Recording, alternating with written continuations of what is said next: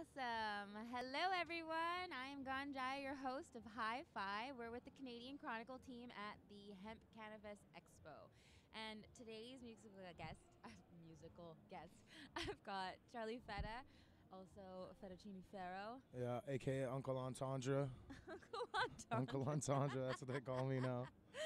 Oh, okay, so it's an ever-changing We just name. add AKAs. We have a podcast, too, so we just add, we try to, every couple episodes, we try to add another AKA. So all the hosts are trying to get up to, 15. Oh my gosh, Yeah, that's it's a big long. number. I got a lot. I got a lot though. That's bordering on Spanish culture where they just keep Yeah, adding. no, you're right. Yeah, it's also we're also just trying to make it confusing for everybody that listens. Oh, that is Keep them exactly what you guessing. want to do with Totally what we want to do. Okay. Yeah. I don't know, listeners. I don't necessarily know if I feel that way, but I will he's a seasoned veteran, so I may take some tips for it. Yeah. So before we get into too much of the podcast, we're here to talk about something very special and unique to you, which is your music. Yeah. And, I got to crush all of the latest stuff, which You went through the Spotify playlist? Yeah. Okay. It was really well curated, first of all. I enjoyed how the flow of it. I don't know if that was Spotify doing that or if I think it was actually Spotify. Spotify's pretty good at that. Okay, that's cool to know. But yeah, could you just for those who don't actually know who you are, we're local to Winnipeg in Manitoba in Canada. Can you tell us a little bit about the your style, what genres you would say you fit into that would help? Yeah. So, born and raised in Winnipeg. Been doing music since I was in high school. Started off in punk and ska and stuff like that. What? Yeah. I did not see that coming. I actually got my entire hip hop.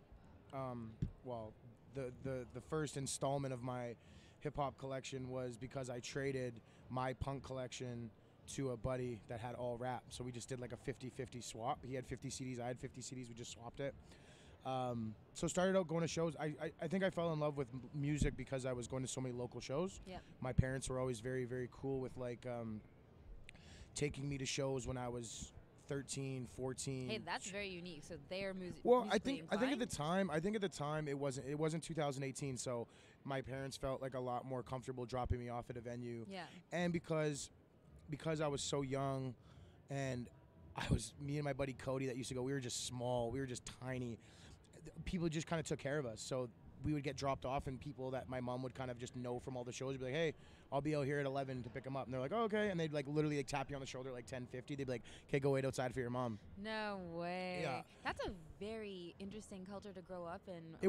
Your world was just surrounded by music then, and your parents were very, very supportive of it. Yeah, not so much in the household. I think I think it was a good way for them to not deal with my craziness, because I was a nutcase.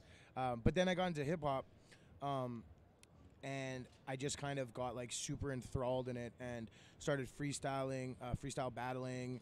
Where did you get the courage to do that? I've always been I'm an extrovert. It's weird. I don't know. I've always been comfortable in front of a crowd. Mm-hmm. Public speaking, talent shows in middle school and shit like that. I was always just able to do it, and I got a little bit of a high from it.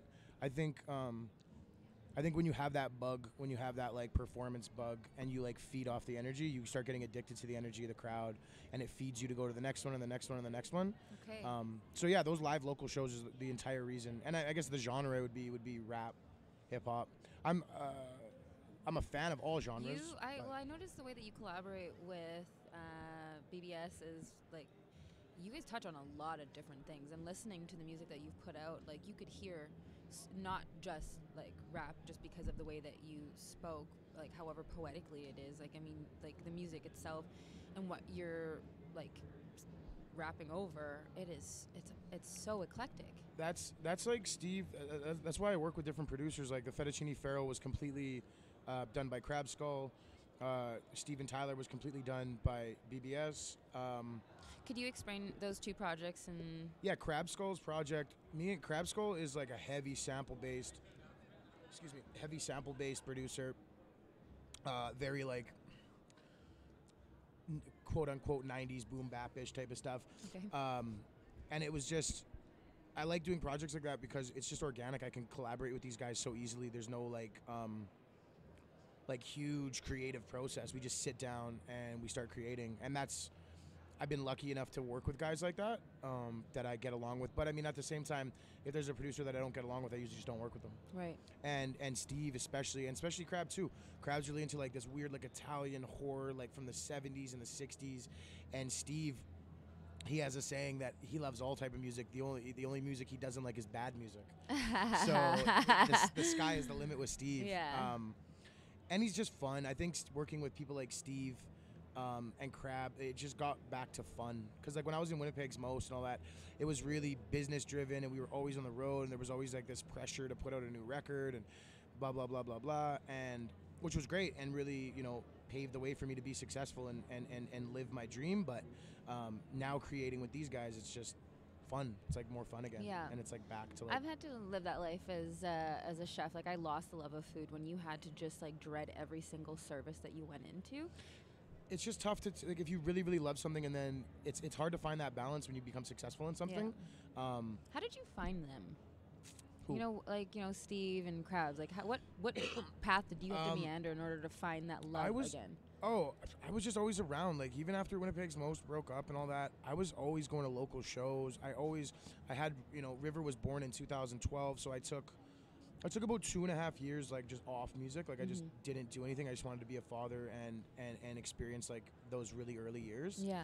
That's sweet. And then when I started getting back, I just kept going to local shows, and 3Pete was just killing it. Like we were at the Low Pub, and then I saw them open up for I can't remember who at the Pyramid, and I was there with Pip Skid, and we were both just like blown away. We're like, who the fuck are these guys? Like they're great, and their energy was on point. And then I just kind of became friends with Steve, like everybody, but Steve and then Egg and Dill, and then it just kind of like naturally progressed. That Steve had a studio space that he needed, he needed to split the rent with because his Roger was moving out of the country.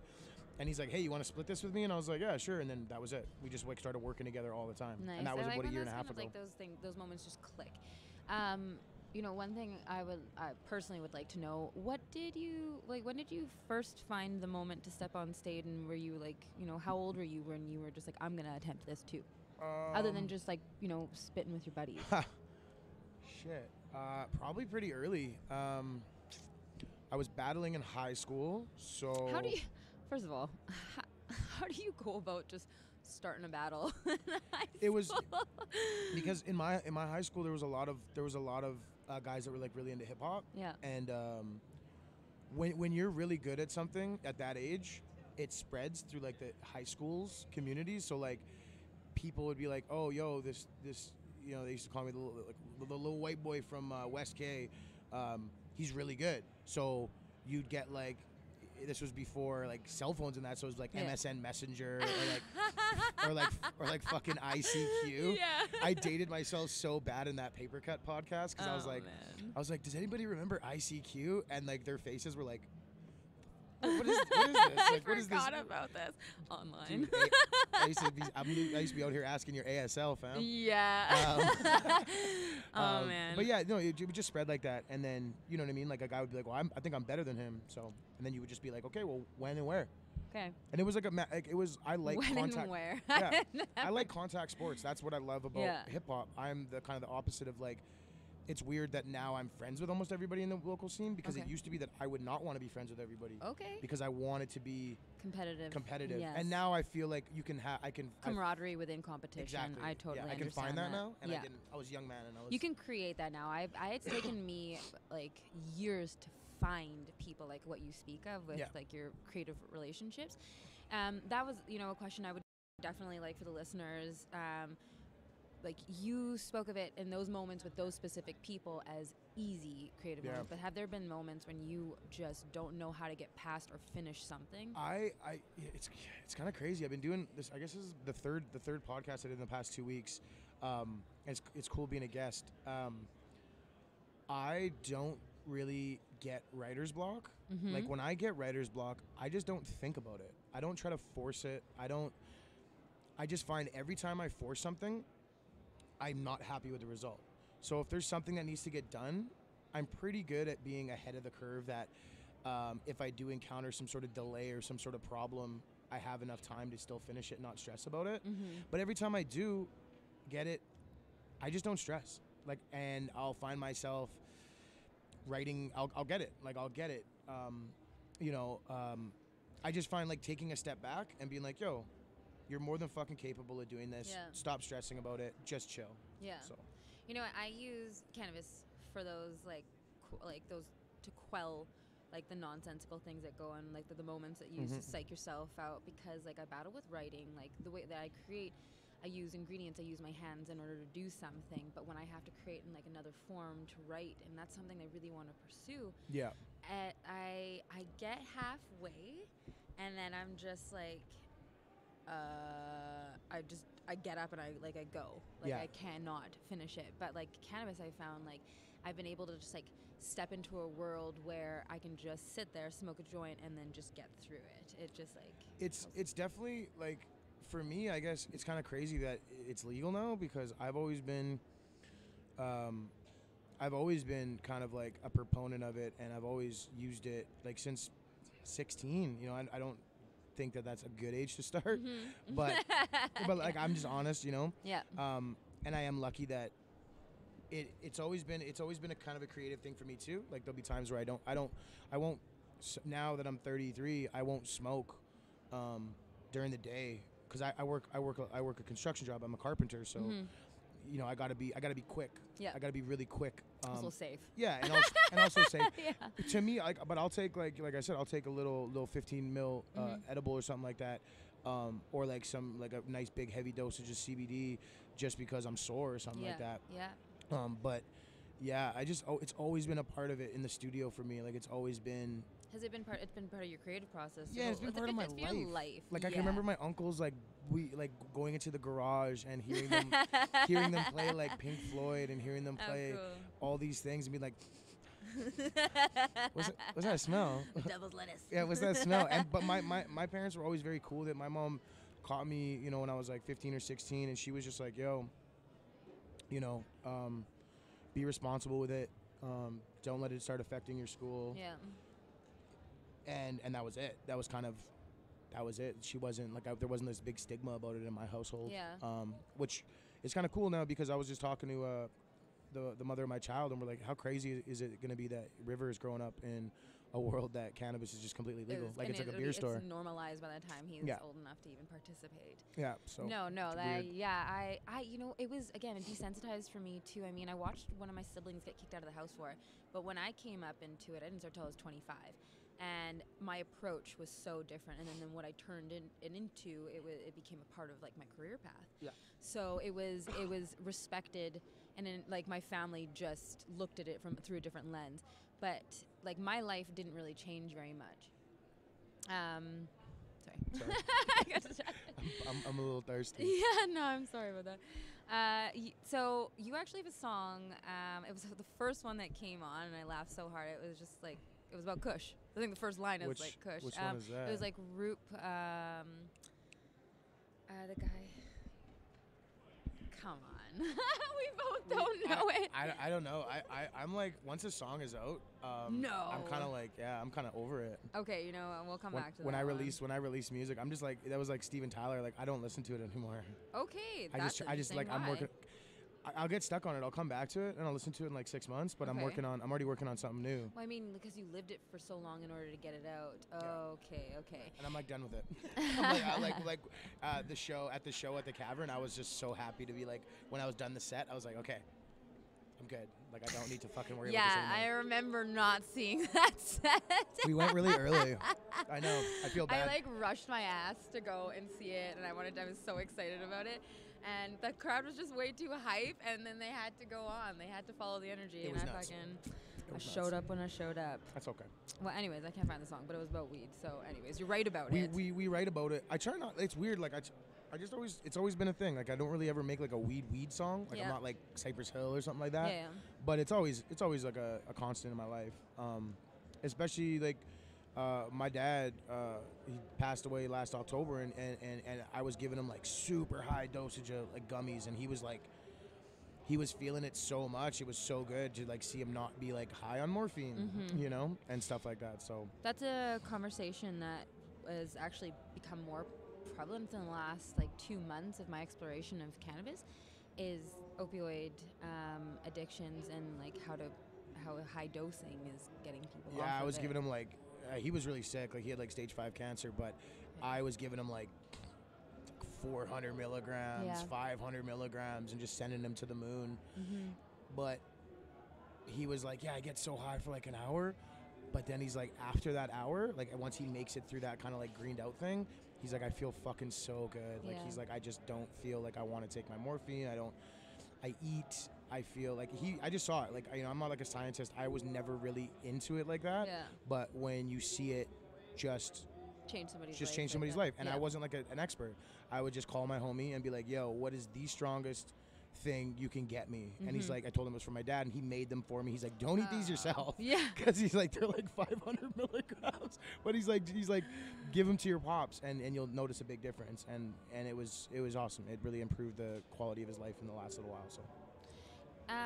If this question is too personal, like by all means, do you like the themes of your songs? Has these experiences played like a major part in what's the music's been written about? Like things like my dad. Yeah. Yeah.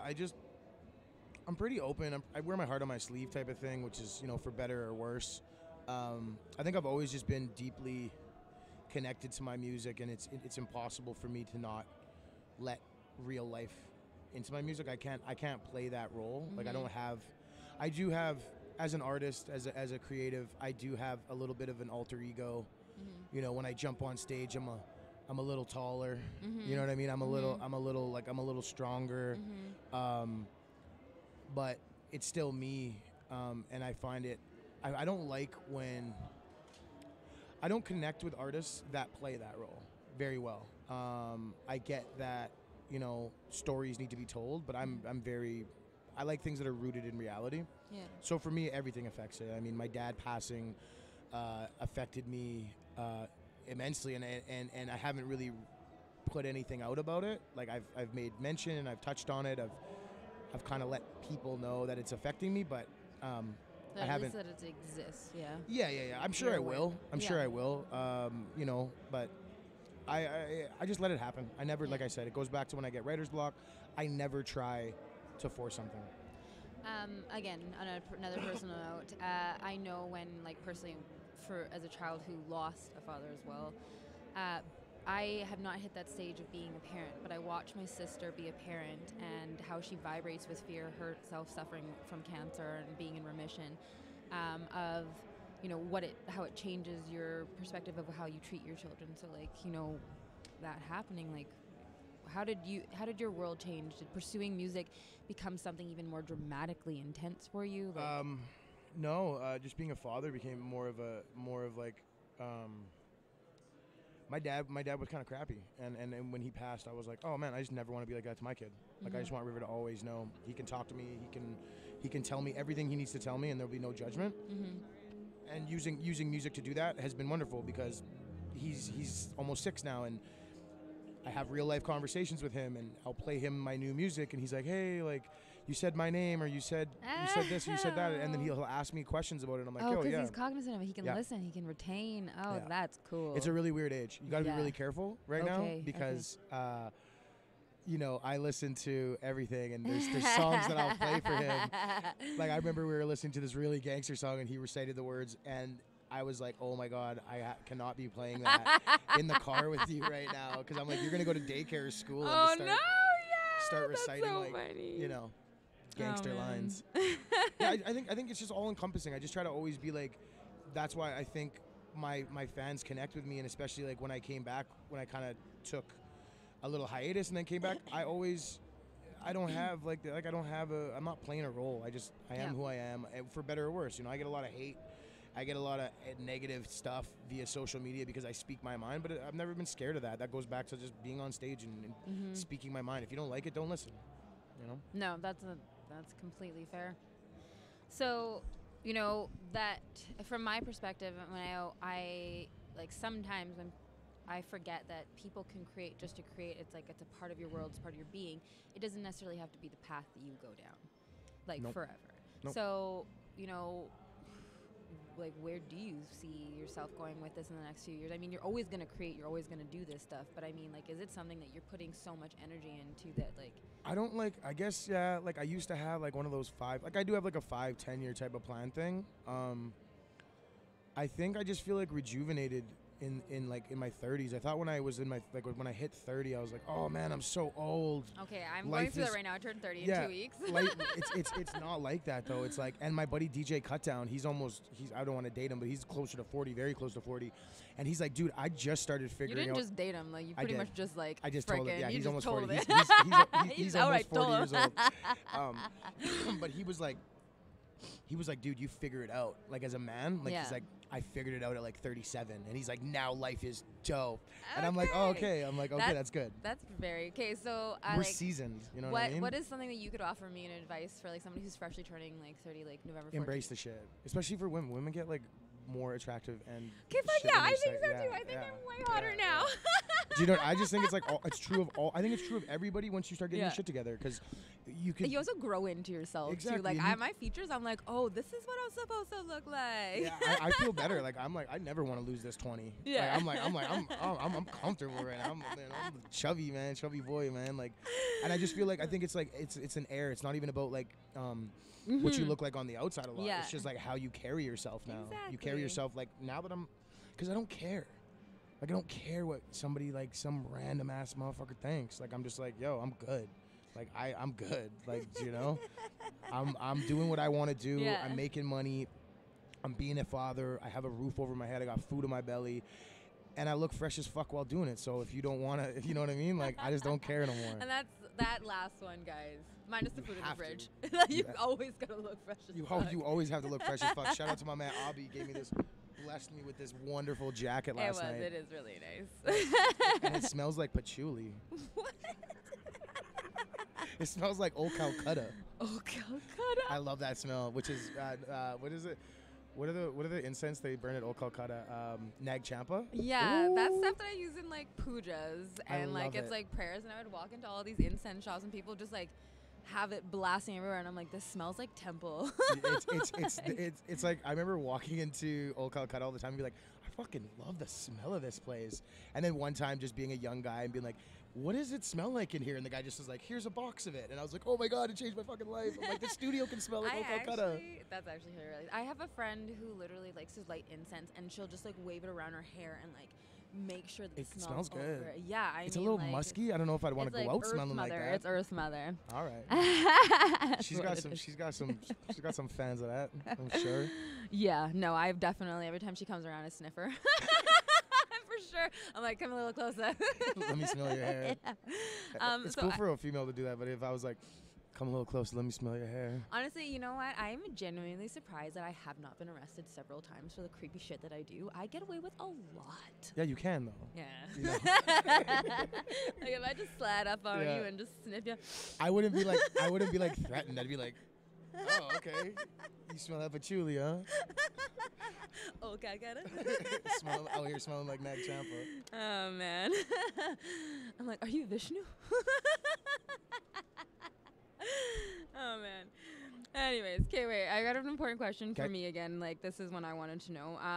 You know, what are the fundamentals of like who you are as an artist that you could consistently see, no matter what project you're in, that you could offer your fans or new to be fans? If that question makes sense. So like the things that like I think are like Yeah, like your core Like- values. You know, Oh. what like what you stand by in your being music. being a good fucking human. I'm serious, man. I feel like especially with social media, and we all get lost in it. I do too. I'm not separating myself from anybody. I'm guilty as everybody else. I think a core value for me is being a good human being. Like I learned, it took a long time for me to learn sympathy and empathy and not be like a you self-centered think it's a prick. learned behavior then? Yeah, 'Cause and I did a lot of social work, and Okay. that puts things in perspective. When you think your life is a bag of shit, and you see what some people are going through, I think, and not pitying them, just No. understanding what someone else is walking and what they're dealing with. I think that's something that I don't think perspective's ever a bad thing, and having multiple versions of them. yeah, and that's like a fundamental thing for me. Like when I approach art, from a battle rap perspective, I used to be like, I don't care. I'm trying to draw a reaction out of you. Now I want to invoke thought. I want to start conversation. I want to sometimes I just want to rap. When did that shift happen? And Man, why when you get in your 30s, you know what I mean? Okay, you get in your okay. 30s. I think it's just a maturing. It's just a natural, I just got more mature and especially being a father, I was just gonna say, I your love children listening to your music. love my kid, and I don't censor myself for him, but I also don't I'm not out here talking about doing stuff that I don't do. I'm not gonna talk about. I try to not be derogatory towards women. Mm-hmm.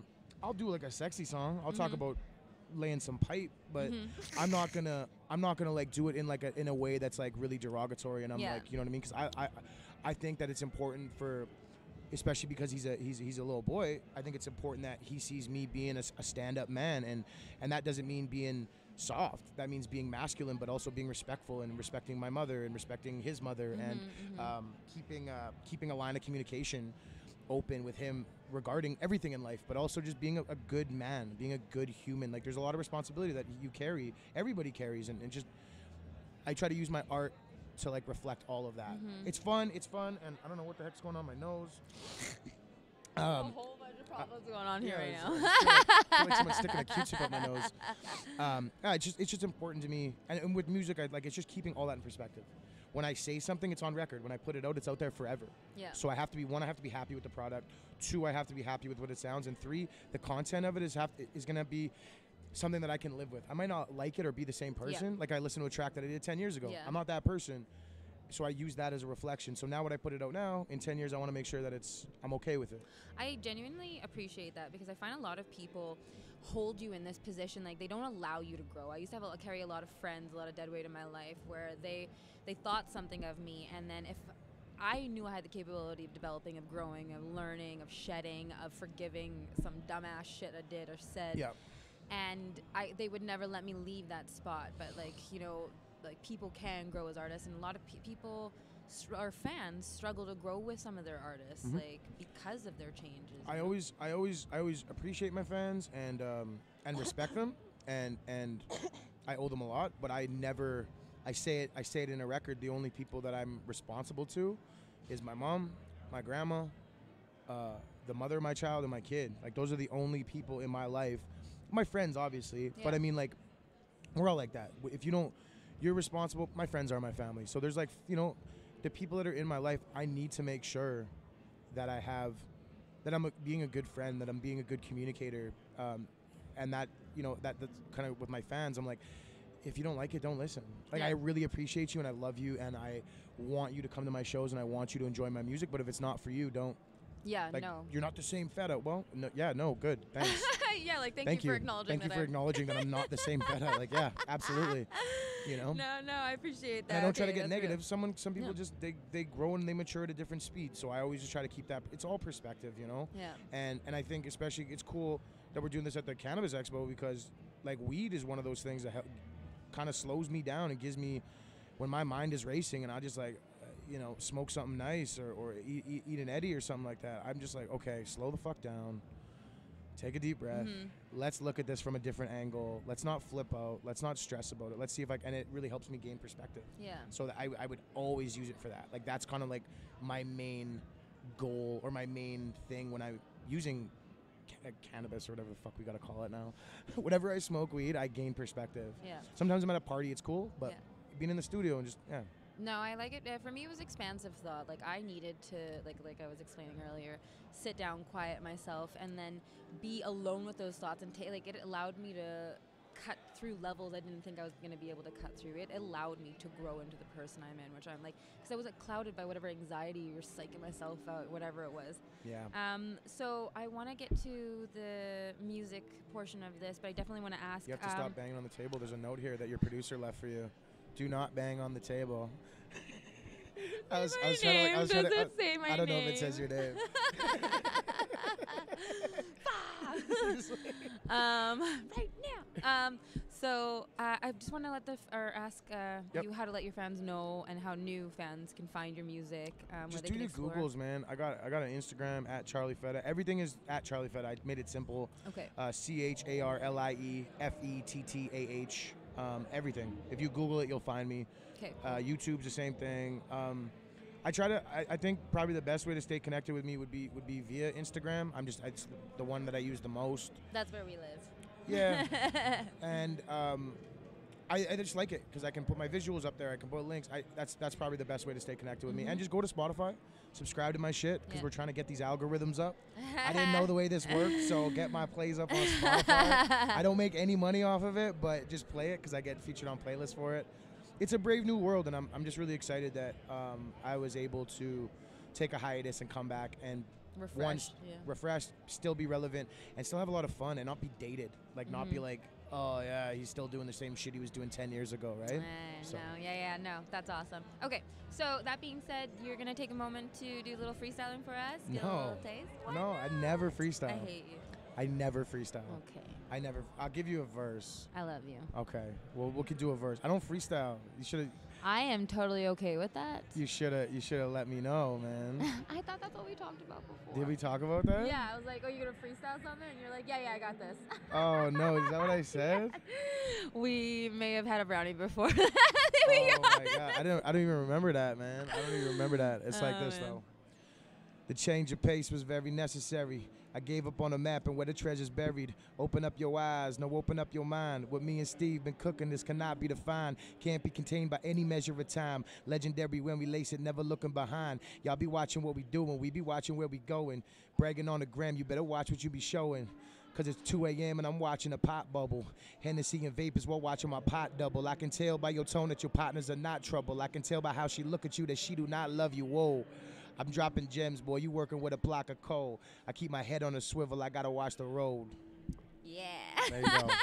No like freestyles, but whatever. No, that's perfect. I think that's exactly what I meant by that. Okay. I just wanted words. I wanted words, and you gave me those. I got you.